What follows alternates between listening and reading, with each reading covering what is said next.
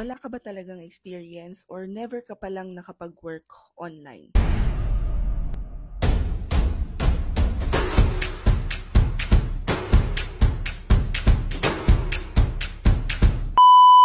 Get this comment na kasi wala akong experience. Lalo na sa live, tas biglang, are you sure na never ka pa nag-work?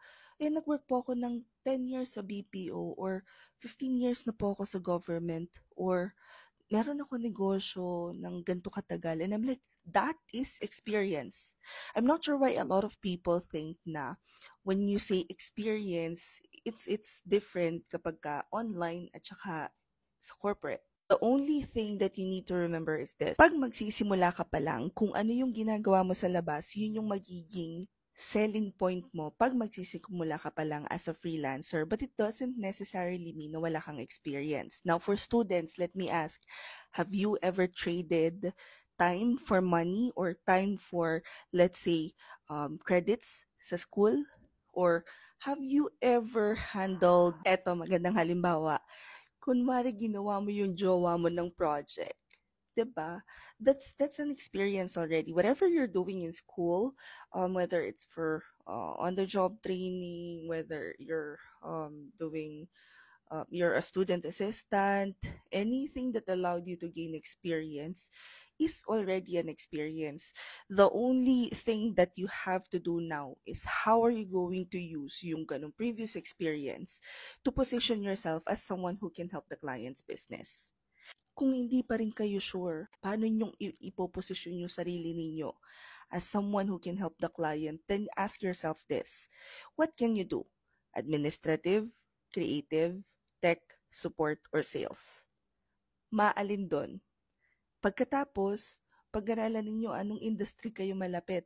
Halimbawa, yung nanay ninyo ay ahente ng lupa. Tapos tumutulong kayo sa pagpo-post sa social media accounts. Why not consider doing social media management for your clients? While looking for clients, nagpa-practice din kayo dun sa negosyo ng nanay nyo.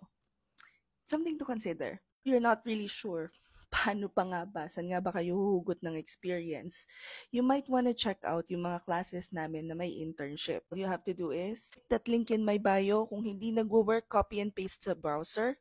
Sa Instagram naman, pwede nyo i-click to. Kung nasa Facebook naman kayo, i-check nyo yung caption. At kung nasa YouTube naman kayo, i-check nyo na lang yung description box.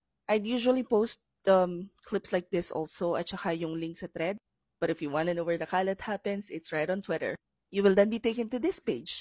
Pag tinignan nyo dyan, pack free resources, nandyan lahat. May 364-day challenge tayo na pwede nyong itry. And sa pag ni-scroll nyo siya pataas, makikita nyo na lahat ng paid classes namin. At yan may internship. Lahat yan, kakagain kayo ng experience. So, why not take advantage of it, right? 999 pesos lang yung mga classes na yan. May kasama na siyang live session. You'll get a copy of the recording. You'll also get 2 weeks of internship.